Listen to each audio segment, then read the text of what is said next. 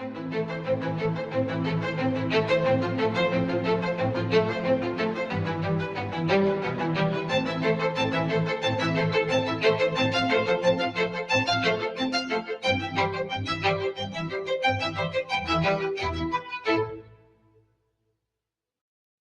प्यारे देशवासियों, नमस्कार। मन की बात में एक बार फिर मेरे सभी परिवारजनों का स्वागत है। आज एक बार फिर बात होगी देश की उपलब्धियों की, देश के लोगों के सामूहिक प्रयासों की। 21वीं सदी के भारत में कितना ही कुछ ऐसा हो रहा है जो विकसित भारत की नींव मजबूत कर रहा है। जैसे इस 23 अगस्त को ही हम सब देशवासियों ने पहला नेशनल स्पेस डे मनाया। मुझे विश्वास है कि आप सबने इस दिन को सेलिब्रेट किया होगा। एक बार फिर चंद्रयान 3 की सफलता का जश्न मनाया होगा। पिछले वर्ष इसी दिन चंद्रयान 3 ने चांद के दक्षिणी हिस्से में शिव शक्ति पॉइंट पर सफलतापूर्वक लैंडिंग की थी। भारत गौरवपूर्ण उपलब्धि को हासिल करने वाला दुनिया का पहला देश बना। साथियों, देश के युवाओं को स्पेस सेक्टर रिफॉर्म से भी काफी फायदा हुआ है। इसलिए मैंने सोचा कि क्यों ना आज मन की बात में स्पेस सेक्टर से जुड़े अपने कुछ युवा साथियों से बात की जाए। मेरे साथ बात करने के लिए स्पेस टेक स्टार्टअप गैलेक्स आई की टीम जुड़ रही है। इस स्टार्टअप को आईआईटी मद्रास के एलुमनाई ने शुरू किया था। ये सारे नौजवान आज हमारे साथ फोन लाइन पर मौजूद है। सुयश, डेनिल, रक्षित, किशन और प्रणीत। आइए इन युवाओं के अनुभवों को जानते हैं। हेलो। हेलो। हेलो। नमस्ते जी। नमस्कार सर। अच्छा साथियों, मुझे ये देखकर खुशी होती है कि आईआईटी मद्रास के दौरान हुई आपकी दोस्ती आज भी मजबूती से कायम है। यही वजह है कि आपने मिलकर गैलेक्स आई शुरू करने का फैसला किया। और मैं आज जरा उसके विषय में भी जानना चाहता हूँ। इस बारे में बताइए। इसके साथ ही ये भी बताएं कि आपकी टेक्नोलॉजी से देश को कितना लाभ होने वाला है। जी, मेरा नाम सुयश है। हम लोग साथ में, जैसा आपने बोला, सब लोग साथ में आईआईटी मद्रास में मिले। वहीं पर हम लोग सब पढ़ाई कर रहे थे, अलग अलग ईयर्स में थे अपने इंजीनियरिंग के। और उसी वक्त हम लोगों ने सोचा कि एक हाइपरलूप नाम का एक प्रोजेक्ट है जो हम लोग चाहते थे साथ में करेंगे। उसी दौरान हमने एक टीम की शुरुआत की, उसका नाम था आविष्कार हाइपरलूप, जिसको लेकर हम लोग अमेरिका भी गए। उस साल हम एशिया की इकलौती टीम थी जो वहां गई और हमारे देश का जो झंडा है उसको हमने फहराया। और हम टॉप 20 टीम्स में से थे, जो out of around 1500 teams around the world. चलिए, आगे सुनने से पहले इसके लिए तो बधाई दे दूं मैं। बहुत बहुत धन्यवाद आपका। उसी उपलब्धि के दौरान हम लोगों की दोस्ती काफी गहरी हुई और इस तरीके के कठिन प्रोजेक्ट्स और टफ प्रोजेक्ट्स को करने का कॉन्फिडेंस भी आया। और उसी दौरान स्पेसएक्स को देख के और स्पेस में जो आपने जो ओपन अप किया एक प्राइवेटाइजेशन को, जो 2020 में एक लैंडमार्क डिसीजन भी आया, उसको लेकर हम लोग काफी एक्साइटेड थे। और मैं रक्षित को इनवाइट करना चाहूंगा बोलने के लिए कि हम क्या बना रहे हैं और उसका फायदा क्या है। जी, तो मेरा नाम रक्षित है और इस टेक्नोलॉजी से हमको कैसे लाभ होगा मैं इसका उत्तर दूंगा। रक्षित, आप उत्तराखंड में कहाँ से हैं? सर, मैं अल्मोड़ा से हूँ। तो वो बाल मिठाई वाले हैं आप। जी सर, बाल मिठाई हमारी फेवरेट है। वो हमारा जो लक्ष्य सेन है ना, वो मेरे लिए रेगुलरली बाल मिठाई खिलाता रहता है मुझे। हाँ रक्षित, बताइए। तो हमारी जो ये टेक्नोलॉजी है, ये अंतरिक्ष से बादलों के आर पार देख सकती है और ये रात्रि में भी देख सकती है। तो हम इससे देश के किसी भी कोने के ऊपर रोज एक साफ तस्वीर खींच सकते हैं। और ये जो डेटा हमें आएगा, इसका उपयोग हम 2 क्षेत्रों में विकास करने के लिए करेंगे। पहला है भारत को अत्यंत सुरक्षित बनाना। हमारे जो बॉर्डर्स हैं और हमारे जो ओशंस हैं, सीज हैं, उसके ऊपर रोज हम मॉनिटर करेंगे और एनिमी की एक्टिविटीज को मॉनिटर करेंगे और हमारी आर्म्ड फोर्सेस को इंटेलिजेंस प्रोवाइड करेंगे। और दूसरा है भारत के किसानों को सशक्त बनाना। तो हमने ऑलरेडी एक प्रोडक्ट बनाया है भारत के झींगा किसानों के लिए, जो अंतरिक्ष से उनके पॉन्ड्स के पानी की क्वालिटी मेजर कर सकता है 1/10 ऑफ द करंट कॉस्ट में। और हम चाहते हैं आगे जाते हुए हम दुनिया के लिए best quality satellite images generate करें और जो ग्लोबल इश्यूज हैं, ग्लोबल वार्मिंग जैसे, इससे लड़ने के लिए हम दुनिया को best quality satellite data provide करें। इसका मतलब हुआ कि आपकी टोली जय जवान भी करेगी, जय किसान भी करेगी। जी सर, बिल्कुल। साथियों, आप इतना अच्छा काम कर रहे हैं। मैं ये भी जानना चाहता हूँ कि आपकी इस टेक्नोलॉजी का प्रिसिशन कितना है? सर, हम लेस देन 50 सेंटीमीटर के रेजोल्यूशन तक जा पाएंगे और हम एक बार में approximately more than 300 square kilometre area को इमेज कर पाएंगे। चलिए, मैं समझता हूँ कि ये बात जब देशवासी सुनेंगे तो उनको बड़ा गर्व होगा। लेकिन मैं एक और सवाल पूछना चाहूँगा। जी सर। स्पेस इकोसिस्टम बहुत ही वाइब्रेंट हो रहा है। अब आपकी टीम इसमें क्या बदलाव देख रहे हैं? मेरा नाम किशन है। हमने ये गैलेक्साई शुरू होने के बाद से ही हमने इन स्पेस आते हुए देखा है और काफी सारे पॉलिसीज आते हुए देखे हैं, ये जैसे कि geospatial data policy and Indian space policy. और हमने पिछले 3 साल में काफी बदलाव आते हुए देखा है और काफी प्रोसेसेस और काफी इंफ्रास्ट्रक्चर और काफी फैसिलिटीज इसरो के ये अवेलेबल और काफी अच्छे तरीके से हुए हैं। जैसे कि हम इसरो में जाके टेस्टिंग कर सकते हैं हमारे हार्डवेयर का, ये काफी आसान तरीके से अभी हो सकता है। 3 साल पहले वो प्रोसेसेस उतने नहीं थे और ये काफी हेल्पफुल रहा है हमारे लिए और काफी और स्टार्टअप्स के लिए भी। और रिसेंट एफडीआई पॉलिसीज की वजह से और ये फैसिलिटीज अवेलेबिलिटी की वजह से और स्टार्टअप्स को आने के लिए काफी इंसेंटिव है और ऐसे स्टार्टअप्स आके काफी इजीली और काफी अच्छे से डेवलपमेंट कर सकते हैं ऐसी फील्ड में जिसमें यूजुअली डेवलपमेंट करना बहुत कॉस्टली और टाइम कंज्यूमिंग रहता है। बट करंट पॉलिसीज और इन स्पेस के आने के बाद काफी चीजें आसान हुई है स्टार्टअप्स के लिए। मेरे मित्र डेनिल चावड़ा भी इस पे कुछ और बोलना चाहेंगे। डेनियल बताइए। सर, हमने एक और चीज ऑब्जर्व किया है। हमने देखा है कि जो इंजीनियरिंग के छात्र हैं, उनकी सोच में बदलाव देखा है। वो पहले बाहर जाके हायर स्टडीज परस्यू करना चाहते थे और वहाँ काम करना चाहते थे और स्पेस डोमेन में। बट अब क्योंकि इंडिया में स्पेस इकोसिस्टम बहुत अच्छी तरीके से आ रहा है, तो इस कारण वो लोग इंडिया वापस आके इस इकोसिस्टम के पार्ट बनना चाहते हैं। तो ये काफी अच्छा फीडबैक हमें मिला है और हमारे खुद की कंपनी में कुछ लोग वापस आके काम कर रहे हैं इसी वजह से। मुझे लगता है कि आपने दोनों जो पहलू बताए हैं, किशन ने और डेनियल दोनों ने, मैं ज़रूर मानता हूँ कि बहुत से लोगों का इस तरफ ध्यान नहीं गया होगा कि एक क्षेत्र में जब रिफ़ॉर्म होता है, तो रिफ़ॉर्म का कितने मल्टीपल इफ़ेक्ट्स होते हैं, कितने लोगों का लाभ होता है और जो आपके वर्णन से और क्योंकि आप उस फ़ील्ड में हैं, तो आपको ध्यान में ज़रूर आता है और आपने ऑब्ज़र्व भी किया है कि देश के नौजवान अब इस फ़ील्ड में यहीं पर अपना भविष्य आज़माना चाहते हैं, अपने टैलेंट का उपयोग करना चाहते हैं। बहुत अच्छा ऑब्ज़र्वेशन है आपका।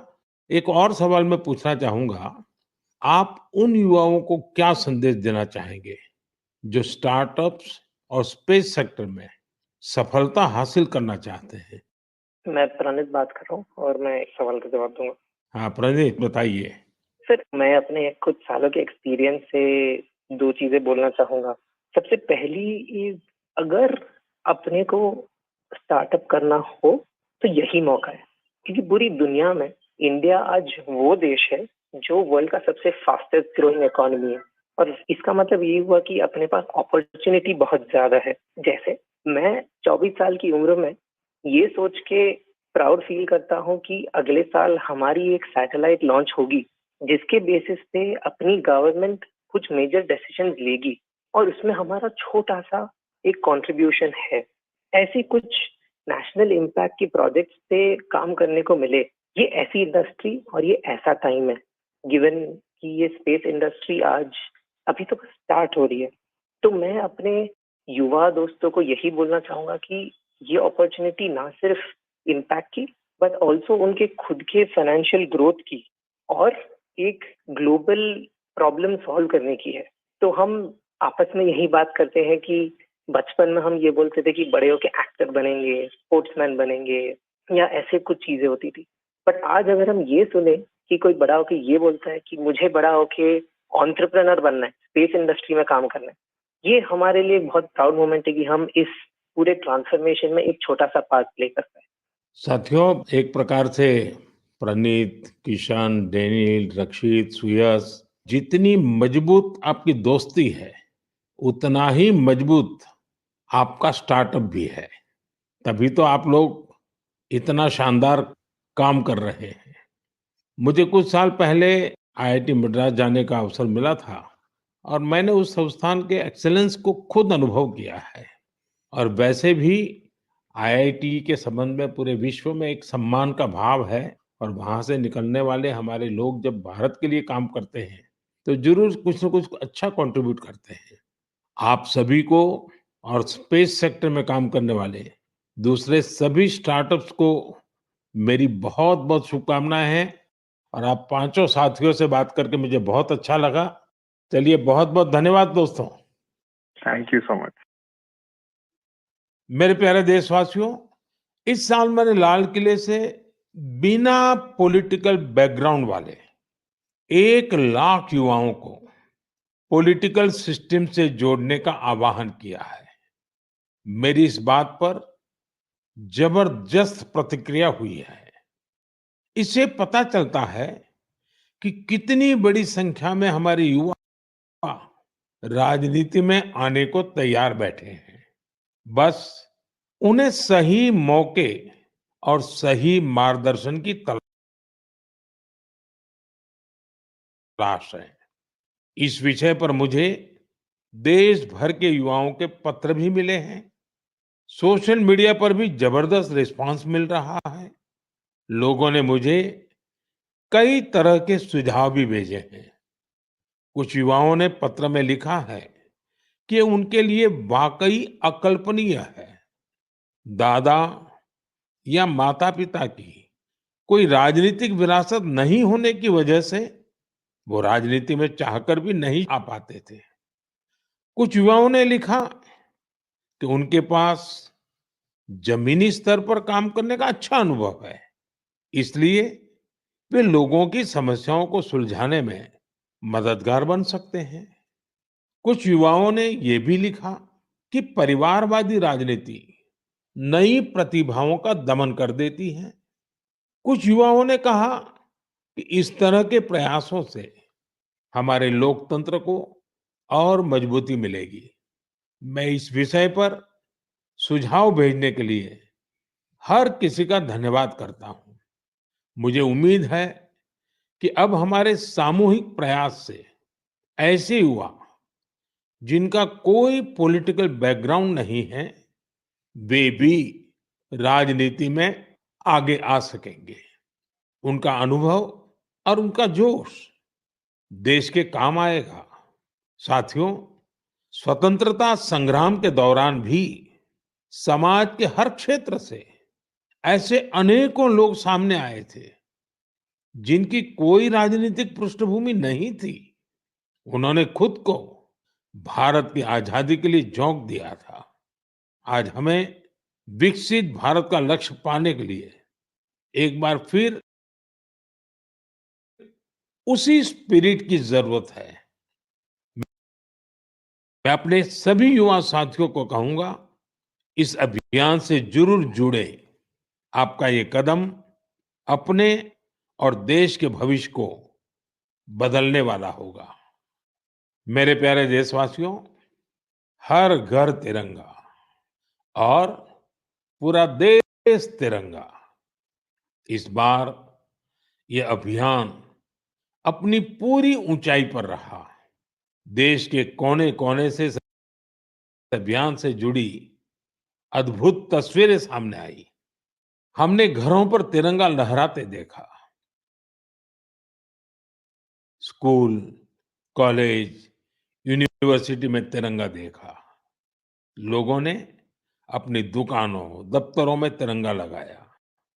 लोगों ने अपने डेस्कटॉप, मोबाइल और गाड़ियों में भी तिरंगा लगाया।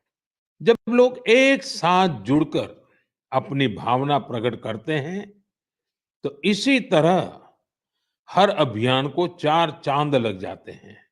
अभी आप अपनी टीवी स्क्रीन पर जो तस्वीरें देख रहे हैं, ये जम्मू कश्मीर के रियासी की हैं। यहाँ 750 मीटर लंबे झंडे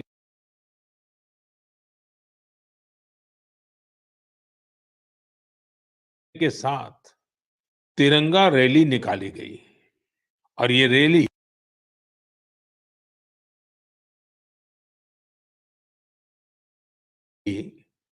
दुनिया के सबसे ऊंचे चिनाब रेलवे ब्रिज पर निकाली गई। जिसने भी इन तस्वीरों को देखा, उसका मन खुशी से झूम उठा। श्रीनगर के डल लेक में भी तिरंगा यात्रा की मनमोहक तस्वीरें हम सब ने देखी। अरुणाचल प्रदेश के ईस्ट कामेंग जिले में भी 600 फीट लंबे तिरंगे के साथ यात्रा निकाली गई। देश के अन्य राज्यों में भी इसी तरह हर उम्र के लोग ऐसी तिरंगा यात्राओं में शामिल हुए। स्वतंत्रता दिवस अब एक सामाजिक पर्व भी बनता जा रहा है। ये आपने भी अनुभव किया होगा। लोग अपने घरों को तिरंगा माला से सजाते हैं। स्वयं सहायता समूह से जुड़ी महिलाएं लाखों झंडे तैयार करती हैं। ई कॉमर्स प्लेटफॉर्म पर तिरंगे में रंगे सामानों की बिक्री बढ़ जाती है। स्वतंत्रता दिवस के अवसर पर देश के हर कोने, जल, थल, नभ, हर जगह हमारे झंडे के 3 रंग दिखाई दिए। हर घर तिरंगा वेबसाइट पर 5 करोड़ से ज्यादा सेल्फी भी पोस्ट की गई। इस अभियान ने पूरे देश को एक सूत्र में बांध दिया है और यही तो एक भारत श्रेष्ठ भारत है। मेरे प्यारे देशवासियों, इंसानों और जानवरों के प्यार पर आपने कितनी सारी फिल्में देखी होगी, लेकिन एक रियल स्टोरी इन दिनों असम में बन रही है। असम में तिनसुकिया जिले के एक छोटे से गांव बारेकुरी में मोरान समुदाय के लोग रहते हैं और इसी गांव में रहते हैं हुलॉक गिबन, जिन्हें यहाँ होलो बंदर कहा जाता है। हुलॉक गिबन्स ने इस गांव में ही अपना बसेरा बना लिया है। आपको जानकर आश्चर्य होगा, इस गांव के लोगों का हुलॉक गिबन के साथ बहुत गहरा संबंध है। गांव के लोग आज भी अपने पारंपरिक मूल्यों का पालन करते हैं। इसलिए उन्होंने वो सारे काम किए जिससे गिबन्स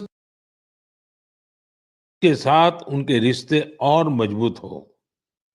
उन्हें जब ये एहसास हुआ कि गिबन्स को केले बहुत पसंद है, तो उन्होंने केले की खेती भी शुरू कर दी।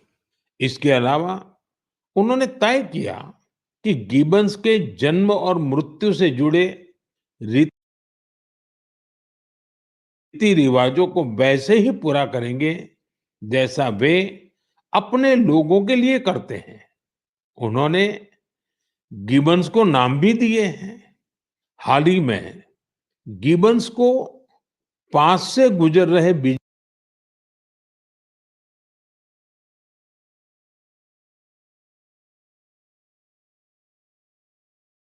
के तारों के कारण मुश्किलों का सामना करना पड़ रहा था। ऐसे में इस गांव के लोगों ने सरकार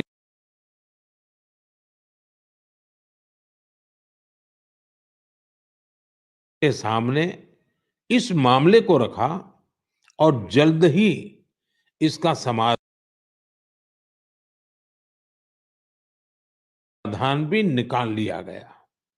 मुझे बताया गया है कि अब ये गिबन्स तस्वीरों के लिए पोज भी देते हैं। साथियों, पशुओं के प्रति प्रेम में हमारे अरुणाचल प्रदेश के युवा साथी भी किसी से पीछे नहीं है।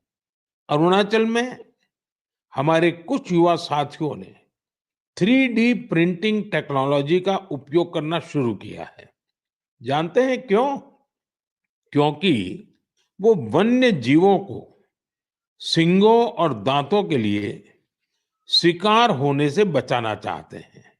नाबम बापू और लीखा नाना के नेतृत्व में ये टीम जानवरों के अलग-अलग हिस्सों की 3D प्रिंटिंग करती है।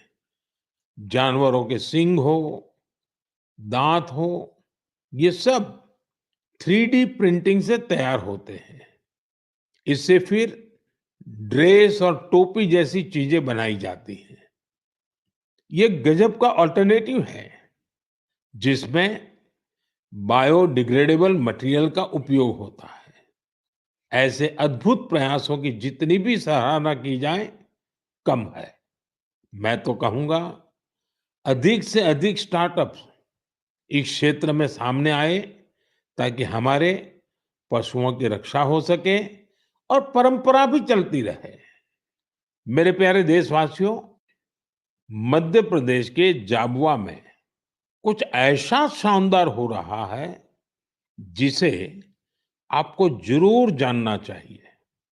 वहां पर हमारे सफाई कर्मी भाई बहनों ने कमाल कर दिया है। इन भाई बहनों ने हमें वेस्ट टू वेल्थ का संदेश सच्चाई में बदल कर दिखाया है। इस टीम ने जाबुआ के एक पार्क में कचरे से अद्भुत आर्टवर्क तैयार किया है। अपने इस काम के लिए उन्होंने आसपास के क्षेत्रों से प्लास्टिक वेस्ट, इस्तेमाल की हुई बॉटल्स, टायर्स और पाइप्स इकट्ठा किए।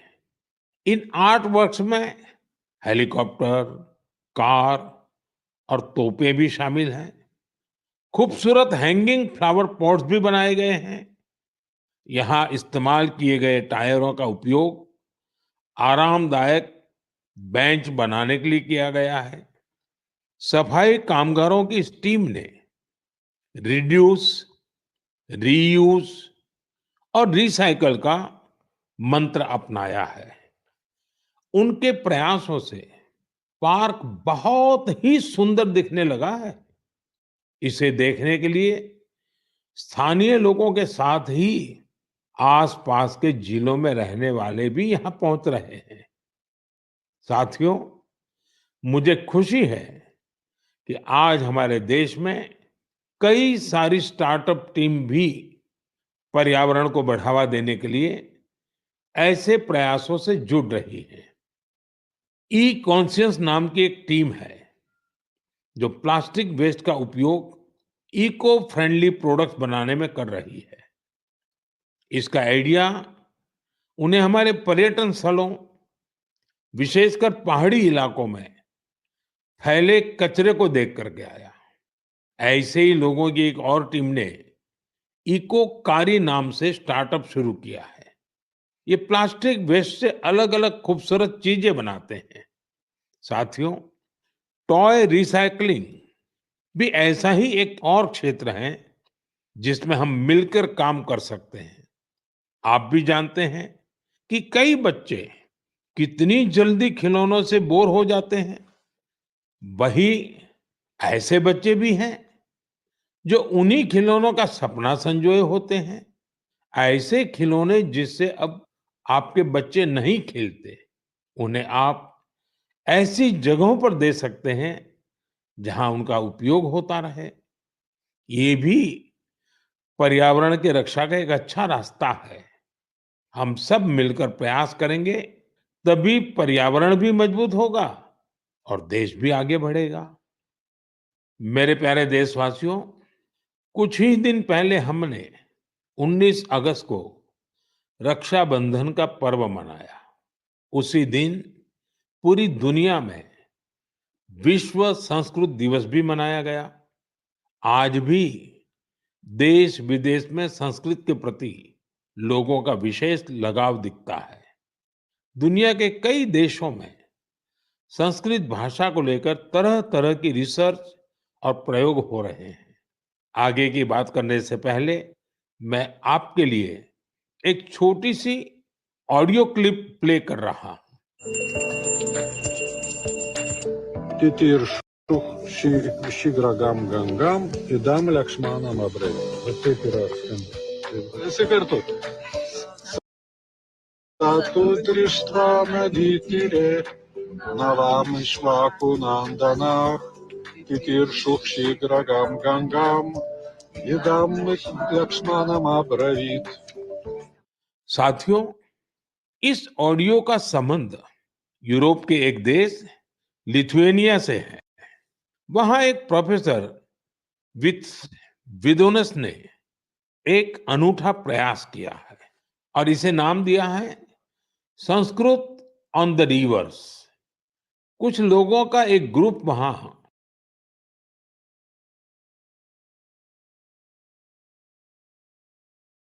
नेरिस रिवर के किनारे जमा हुआ और वहां उन्होंने वेदों और गीता का पाठ किया। यहाँ ऐसे प्रयास पिछले कुछ वर्षों से निरंतर जारी है। आप भी संस्कृत को आगे बढ़ाने वाले ऐसे प्रयासों को सामने लाते रहिए। मेरे प्यारे देशवासियों, हम सबके जीवन में फिटनेस का बहुत महत्व है। फिट रहने के लिए हमें अपने खान-पान, रहन-सहन सब पर ध्यान देना होता है। लोगों को फिटनेस के प्रति जागरूक करने के लिए ही फिट इंडिया अभियान की शुरुआत की गई। स्वस्थ रहने के लिए आज हर आयु, हर वर्ग के लोग योग को अपना रहे हैं। लोग अपनी थाली में अब सुपर फूड मिलेट्स यानी श्री अन्न को जगह देने लगे हैं।